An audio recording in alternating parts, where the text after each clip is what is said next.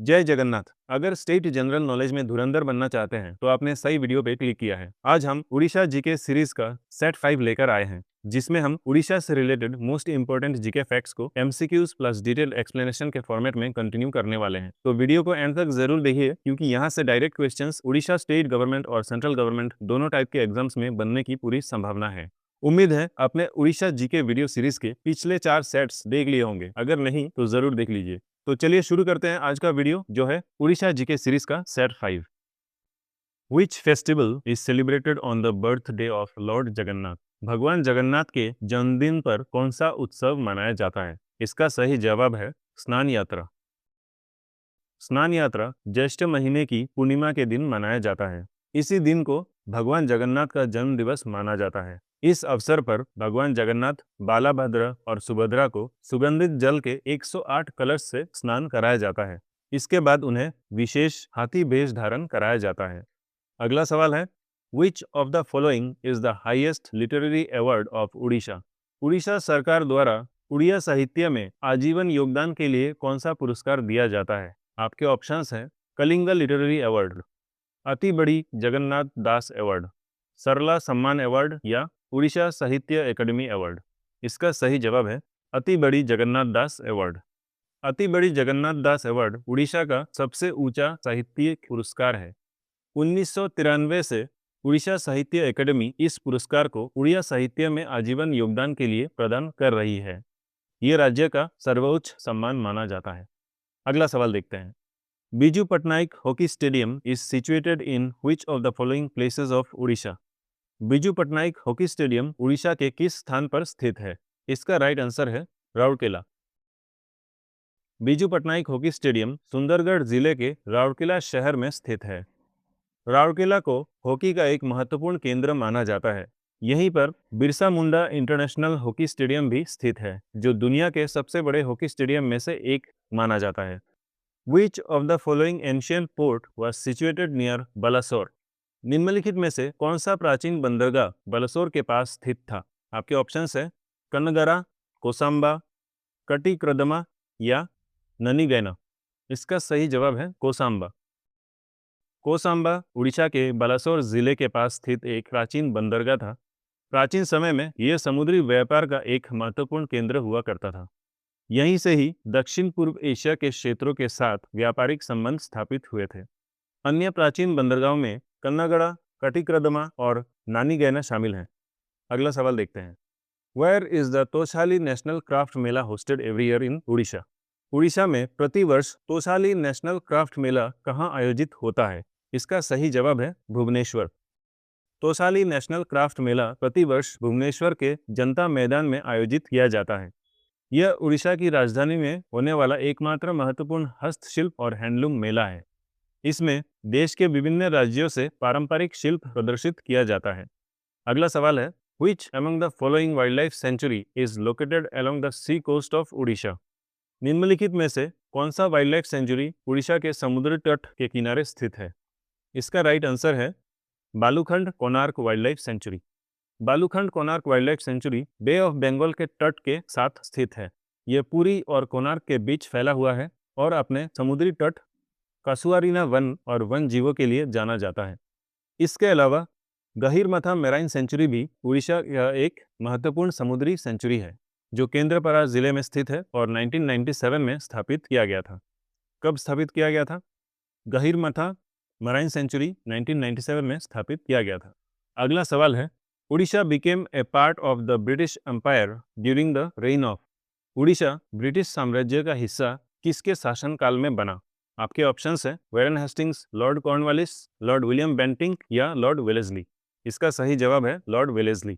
उड़ीसा को ब्रिटिश साम्राज्य में औपचारिक रूप से लॉर्ड वेलेस्ली के शासनकाल में शामिल किया गया।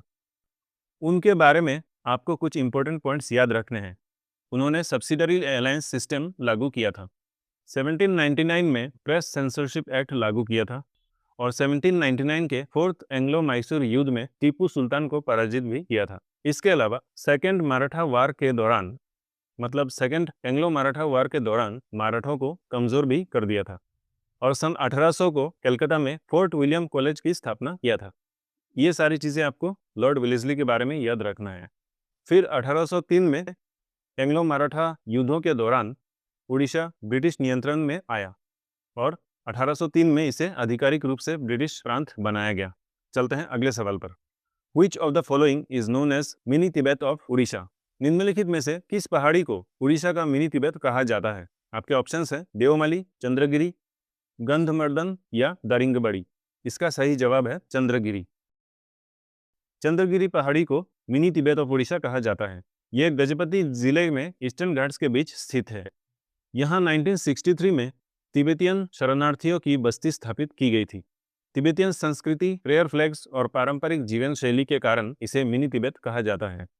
यहीं पर पद्म संभव महाविहार या जिरांग मोनेस्ट्री भी स्थित है, जो पूर्वी भारत का सबसे बड़ा बुद्ध मठ है और इसे 2010 में दलाई लामा द्वारा इनॉग्रेट किया गया था। अगला सवाल है, how many districts of Orissa share border with Chilka lake? Orissa के कितने जिले चिल्का झील की सीमा से जुड़ा है? इसका राइट आंसर है 3 डिस्ट्रिक्ट्स। चिल्का लेक एशिया की सबसे बड़ी ब्रैकिश वाटर लगून है। उड़ीसा में इस झील की सीमा 3 जिलों से जुड़ी हुई है और वो हैं पुरी, खुर्दा और गंजम। चलते हैं अगले सवाल पर। Which among the following is the first state to provide comprehensive eye care to the persons of all age groups? निम्नलिखित में से कौन सा राज्य सभी आयु वर्ग के लोगों को कॉम्प्रिहेंसिव आई केयर प्रदान करने वाला पहला राज्य है? राइट आंसर है उड़ीसा। उड़ीसा भारत का पहला राज्य बना जिसने सभी आयु वर्ग के लोगों के लिए कॉम्प्रिहेंसिव आई केयर सेवा शुरू की। ये कार्यक्रम 12 अक्टूबर 2017 को वर्ल्ड साइट डे के अवसर पर लॉन्च किया गया था। कब लॉन्च किया गया था? 12 अक्टूबर 2017 को वर्ल्ड साइट डे के अवसर पर लॉन्च किया गया था। इस पहल को national programme for control of blindness and visual impairment के तहत शुरू किया गया था। ठीक है, तो चलते हैं अगले सवाल पर। When was the प्रधानमंत्री ग्राम सड़क योजना launched in the state of Orissa? Orissa में प्रधानमंत्री ग्राम सड़क योजना कब शुरू की गई थी? इसका सही जवाब है 25 दिसंबर 2000। प्रधानमंत्री ग्राम सड़क योजना 25 दिसंबर 2000 को शुरू की गई थी। इस योजना को उस समय के प्रधानमंत्री अटल बिहारी वाजपेयी जी ने लॉन्च किया था। इसका मुख्य उद्देश्य था ग्रामीण क्षेत्रों को ऑल वेदर कनेक्टिविटी प्रदान करना। अगला सवाल है, What was the language of चर्या literature written in ancient Orissa? प्राचीन उड़ीसा में रचित चर्या साहित्य की भाषा क्या थी? और आपके ऑप्शंस हैं पाली, संस्कृत, मगधी या प्राकृत। इसका सही जवाब है ऑप्शन डी, प्राकृत भाषा। चार्य साहित्य, जिसे चार्यपद भी कहा जाता है, प्रारंभिक प्राकृत और अपभ्रंश के मिश्रित रूप में लिखा गया था। ये बौद्ध सिद्धाचार्यों से संबंधित है। इस साहित्य में पूर्वी इंडो आर्यन भाषाओं के प्रारंभिक रूप का प्रभाव दिखता है, जिनमें उड़िया, बंगाली और असमीज शामिल हैं। चलते हैं अगले सवाल पर। The province of Bihar and Orissa was created in which year? Bihar और उड़ीसा प्रांत का गठन किस वर्ष हुआ था? इसका राइट आंसर है 1912। उत्कल सम्मिलनी का गठन 1903 में उड़िया भाषाई क्षेत्रों को एक राज्य में मिलाने की मांग के लिए किया गया था। 1 अप्रैल 1912 को बिहार और उड़ीसा प्रांत का गठन हुआ था। बाद में 1 अप्रैल 1936 को बिहार और उड़ीसा अलग अलग प्रांत बन गए। अगला सवाल है, the ferro manganese plant which is located at Joda in Keonjhar district is run by which company? Keonjhar जिले के जोड़ा में स्थित फेरो मैंगनीज प्लांट किस कंपनी द्वारा संचालित है? इसका राइट आंसर है Tata Iron and Steel Limited. Keonjhar जिले के जोड़ा में स्थित ferro manganese plant Tata Iron and Steel Limited द्वारा संचालित है। टाटा स्टील भारत में मैंगनीज एलॉयज का सबसे बड़ा उत्पादक है। केओंझार जिले के जोड़ा और बमनीपाल में इसके फेरो एलॉयज प्लांट स्थित हैं। इसके अलावा कटक के अतगढ़ में भी एक यूनिट स्थित है। चलते हैं अगले सवाल पर। The standard meridian passes through which district of Orissa? Standard meridian रेखा उड़ीसा के किस जिले से होकर गुजरती है? आपके ऑप्शंस हैं झारसुगुड़ा, बौद्ध, नुआपड़ा या रायगढ़। इसका राइट आंसर है नुआपड़ा। इंडियन स्टैंडर्ड टाइम की मेरिडियन रेखा 82.5 डिग्री ईस्ट उड़ीसा के 4 जिलों से होकर गुजरती है और वो है नुआपड़ा, नबरंगपुर, कोरापुट और मलकानगिरी। ये रेखा भारत का समय निर्धारित करने के लिए प्रयुक्त होती है। जैसे कि आप मैप में देख पा रहे होंगे, ये रेखा भारत के 5 राज्यों से होकर गुजरती है और वो कौन कौन से राज्य हैं? उत्तर प्रदेश, मध्य प्रदेश, छत्तीसगढ़, उड़ीसा और आंध्र प्रदेश। इन 5 राज्यों से होकर इंडियन स्टैंडर्ड मेरिडियन गुजरती है। अगला सवाल है, which river is known as Gupt Ganga? निम्नलिखित में से किस नदी को गुप्त गंगा कहा जाता है? इसका राइट आंसर है बैतरानी नदी।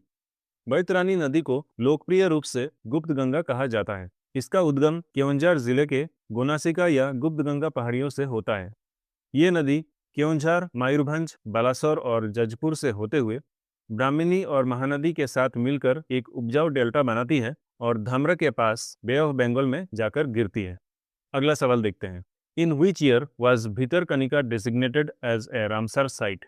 भितरकनिका को किस वर्ष रामसर साइट घोषित किया गया? इसका सही जवाब है वर्ष 2002।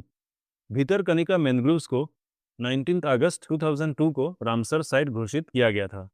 ये भारत का दूसरा सबसे बड़ा मैनग्रोव इकोसिस्टम है। उड़ीसा में चिल्का लेक के बाद ये दूसरी रामसर साइट बनी। अब आप मुझे कमेंट करके ये बताओ कि भारत की सबसे बड़ी मैनग्रोव फॉरेस्ट कौन सी है। जल्दी से कमेंट कर दो कि भारत की सबसे बड़ी मैनग्रोव फॉरेस्ट कौन सी है। अब आपको ये तो पता ही होगा कि भारत की पहली रामसर साइट चिल्का लेक और केवलादेव नेशनल पार्क है, जिन्हें जॉइंटली 1 अक्टूबर 1981 को घोषित किया गया था। केवलादेव नेशनल पार्क कहाँ पर है? ये राजस्थान पर स्थित है। चलते हैं अगले सवाल पर। Which one of the following distributaries of Mahanadi drainage system becomes a tributary of another river system? निम्नलिखित में से महानदी ड्रेनेज सिस्टम की कौन सी वितारिका किसी अन्य नदी तंत्र की सहायक बन जाती है? इसका राइट आंसर है बिरूपा नदी। बिरूपा नदी महानदी की एक डिस्ट्रीब्यूटरी है जो महानदी से अलग होकर ब्राह्मणी नदी में जाकर मिलती है। इस प्रकार ये दूसरे नदी तंत्र की सहायक बन जाती है और अंत में धमरा के पास बे ऑफ बंगाल में जाकर गिरती है। अगला सवाल है, Keonjhar does not share border with which of the following district? Keonjhar निम्नलिखित में से किस जिले के साथ सीमा साझा नहीं करता? आपके ऑप्शंस हैं देवगढ़, अंगुल, बालासोर या जजपुर। इसमें से राइट आंसर है देवगढ़।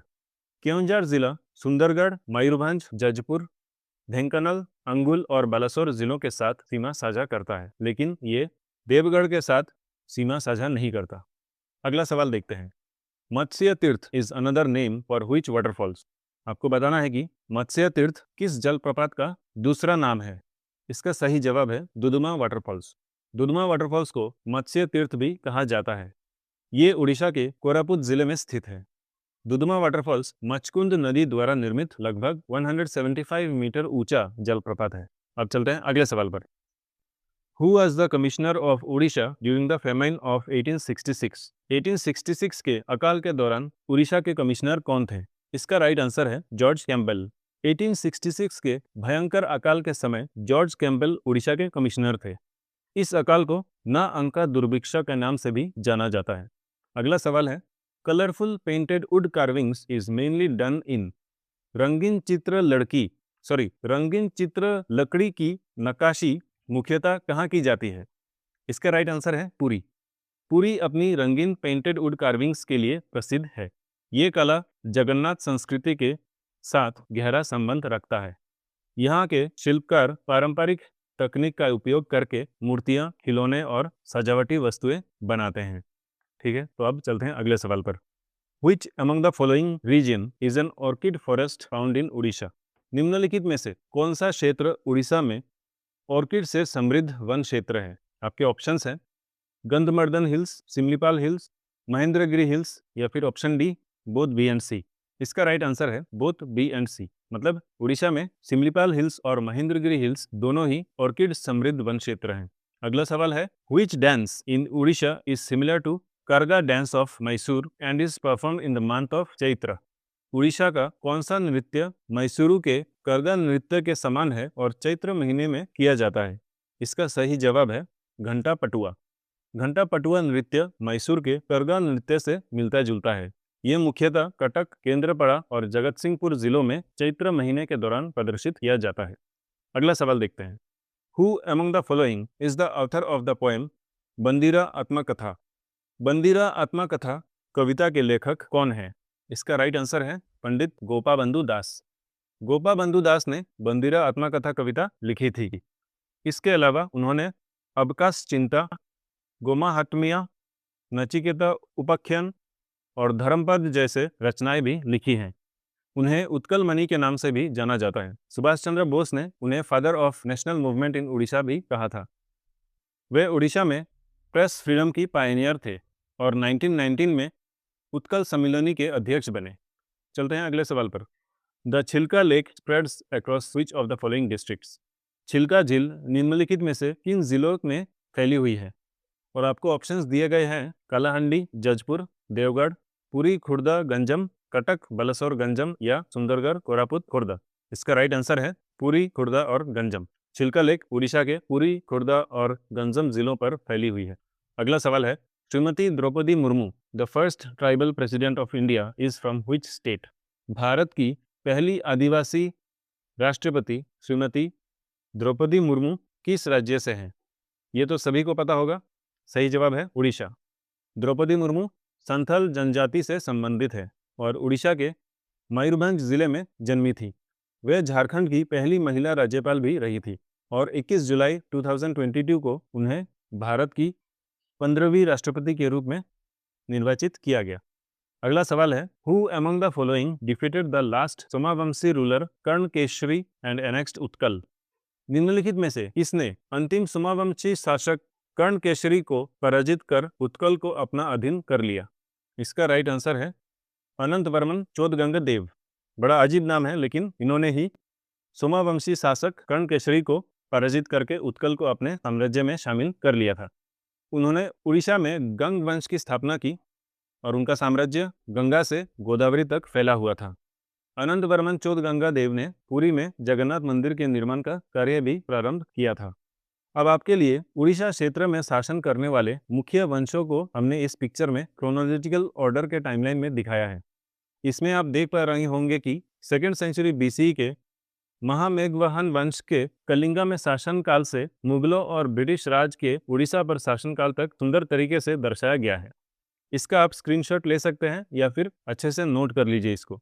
इससे आपको उड़ीसा क्षेत्र के शासक वंशों को उनके शासनकाल के साथ याद करने में काफ़ी मदद मिलेगा। वीडियो में आगे बढ़ने से पहले आपसे रिक्वेस्ट है कि अगर आपने हमारे चैनल को सब्सक्राइब नहीं किया है तो चैनल को सब्सक्राइब जरूर करें और इस वीडियो को भी लाइक, हाइप और ज़्यादा से ज़्यादा शेयर करें अपने दोस्तों के साथ। आपका इंटरेक्शन ही है हमारा मोटिवेशन। चलते हैं अगले सवाल पर। Which of the following princely states was annexed by the British through the Doctrine of Lapse? निम्नलिखित में से किस रियासत को ब्रिटिशों ने डॉक्ट्रिन ऑफ लैप्स के तहत विलय किया था? आपके ऑप्शंस हैं गंगपुर, संबालपुर, मयूरभंज, ढेंकानाल। इसका सही जवाब है Sambalpur. Doctrine of lapse Lord Dalhousie द्वारा लागू की गई एक नीति थी। इसके अनुसार अगर किसी रियासत का शासक बिना कानूनी पुत्र उत्तराधिकारी के मर जाता था तो उस रियासत को ईस्ट इंडिया कंपनी अपने अधिकार में ले लेती थी। इसी नीति के तहत संबालपुर को ब्रिटिशों ने अपने अधिकार में कर लिया था। अगला सवाल है, Which of the following hills is located in the state of Odisha?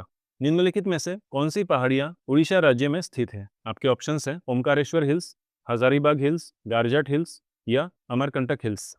इनमें से कौन सी उड़ीसा राज्य में स्थित है? इसका राइट आंसर है गारजाट हिल्स। गारजाट हिल्स उड़ीसा राज्य में स्थित है और ईस्टर्न घाट्स का हिस्सा है। ये उड़ीसा के पश्चिमी भाग में फैली हुई है और छत्तीसगढ़ तक विस्तार करती है। इन पहाड़ियों का सबसे ऊंचा शिखर देवमाली है जो लगभग 1672 मीटर्स ऊंचा है। अब चलते हैं अगले सवाल पर।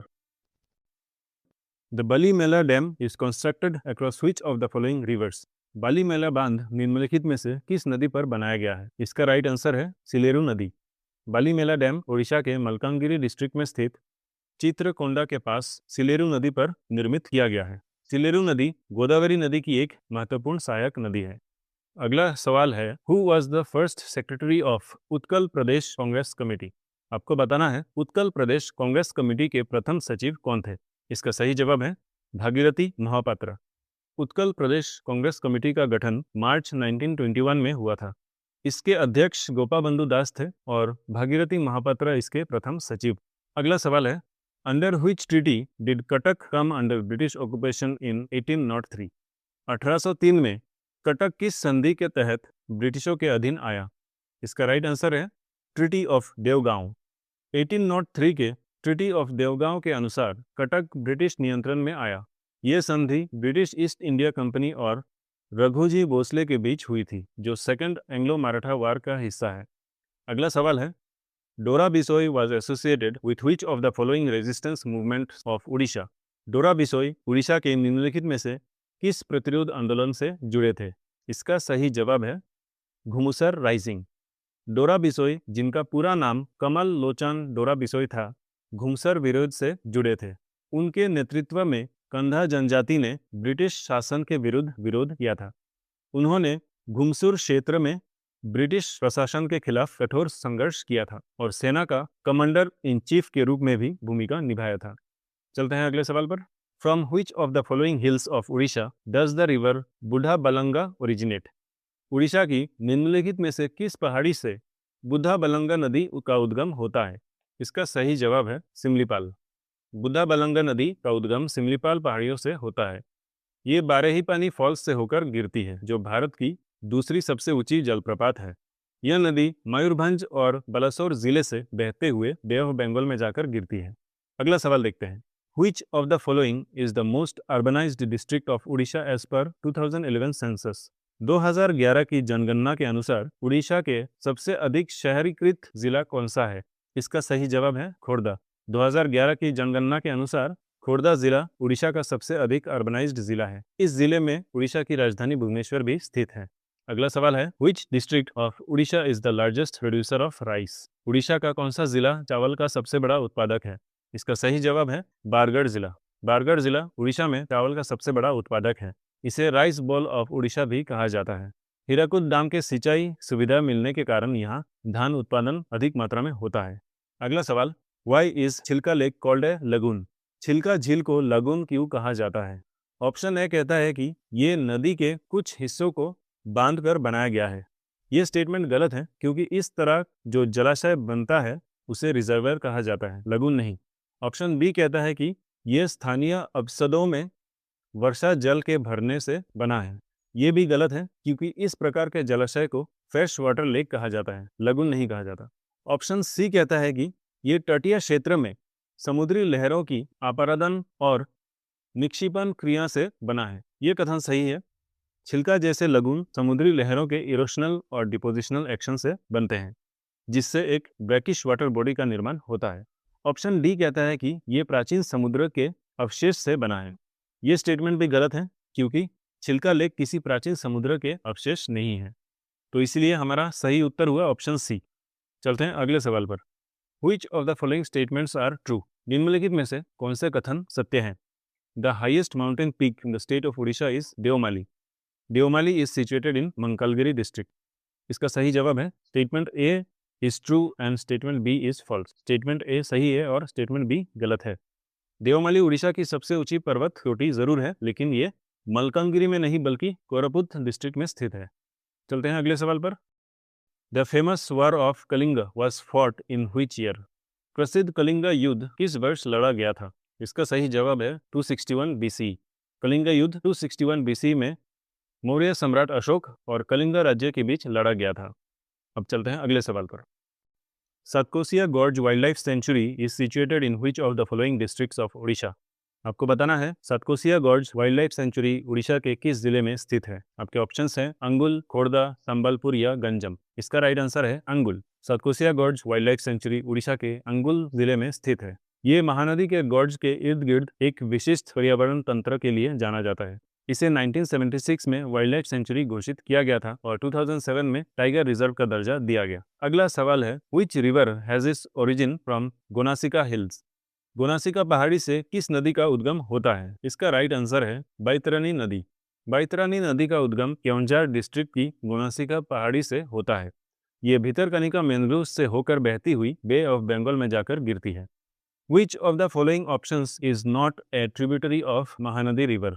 निम्नलिखित में से कौन सी नदी महानदी की एक सहायक नदी नहीं है? इसका राइट आंसर है बेटवा नदी। बेटवा नदी महानदी की सहायक नहीं बल्कि ये यमुना नदी की एक महत्वपूर्ण सहायक नदी है और मध्य प्रदेश और उत्तर प्रदेश में बहती है, जबकि सेवनाथ, जोंक और टेल सभी महानदी की सहायक नदियां हैं और सेवनाथ नदी महानदी की सबसे बड़ी सहायक नदी है। अगला सवाल है, Bhima Bhoi was born in which district? Bhima Bhoi का जन्म किस जिले में हुआ था? इसका राइट आंसर है संबालपुर। भीमा भोई उड़ीसा के एक महान कवि संत थे और महिमा धर्म के अनुयायी थे। उनका जन्म 19वीं सदी में संबालपुर जिले में हुआ था। उनकी रचनाएं सामाजिक सुधार और आध्यात्मिक समानता पर जोर देती है। अगला सवाल है, which one of the following is first agree export zone of Orissa? आपको बताना है कि निम्नलिखित में से उड़ीसा का पहला कृषि निर्यात क्षेत्र कौन सा है। इसका राइट आंसर है कंधामाल। उड़ीसा का पहला agree export zone Kandhamal district में स्थापित किया गया था। ये विशेष रूप से एक्सपोर्ट क्वालिटी हल्दी और अदरक का उत्पादन के लिए जाना जाता है। कंधामाल हल्दी को अप्रैल 2019 में जीआई टैग भी प्राप्त हुआ था। अगला सवाल है, Which district of Odisha has the lowest forest area? Orissa के किस जिले में सबसे कम वन क्षेत्र है? इसका सही जवाब है भद्रक। भद्रक डिस्ट्रिक्ट में उड़ीसा का सबसे कम वन क्षेत्र पाया जाता है। ये एक तटीय और कृषि प्रधान जिला है जहां वन आवरण सीमित है। अगला सवाल है, what is the rank of Orissa in terms of population in India? Bharat में जनसंख्या के आधार पर उड़ीसा का स्थान कहाँ है? इसका सही जवाब है 11वें स्थान। 2011 की जनगणना के अनुसार उड़ीसा भारत के राज्यों में जनसंख्या के आधार पर 11वें स्थान पर आता है। According to the geographical area, Orissa is ranked dash in India. भौगोलिक क्षेत्रफल के अनुसार उड़ीसा का भारत में कौन सा स्थान है? इसका सही जवाब है 8वां स्थान। भौगोलिक क्षेत्रफल के आधार पर उड़ीसा भारत के राज्यों में 8वें स्थान पर आता है। Nandankanan zoological park was established in which year? Nandankanan zoological park की स्थापना किस वर्ष हुई थी? इसका सही जवाब है 1960। नंदनकानन जूलॉजिकल पार्क की स्थापना 1960 में भुवनेश्वर के पास की गई थी। यह अपने व्हाइट टाइगर के लिए प्रसिद्ध है और एक बोटानिकल गार्डन भी है। इसे 1979 में आम जनता के लिए खोला गया था। अगला सवाल है, which is the second smallest district of Orissa in area wise? क्षेत्रफल के आधार पर उड़ीसा का दूसरा सबसे छोटा जिला कौन सा है? आपके ऑप्शंस हैं जगत सिंहपुर, झारसुगुड़ा, जजपुर या सुबर्णपुर। इसका सही जवाब है झारसुगुड़ा। क्षेत्रफल के आधार पर जगत सिंहपुर उड़ीसा का सबसे छोटा जिला है, जबकि झारसुगुड़ा दूसरा सबसे छोटा जिला है और देवगढ़ जिला जनसंख्या के आधार पर सबसे छोटा जिला है। तो दोस्तों, ये था उड़ीसा जीके एमसीक्यूज सीरीज का सेट 5। उम्मीद है इससे आपको काफ़ी नॉलेज मिला होगा। अगर आपको ये वीडियो पसंद आया है तो लाइक, हाइप और शेयर करें और इसी तरह के वीडियो से सीखते रहने के लिए हमारे चैनल को ज़रूर सब्सक्राइब करें। मिलते हैं उड़ीसा जीके सीरीज के अगले क्लास में। तब तक के लिए keep watching and keep learning. जय जगन्नाथ, जय भारत।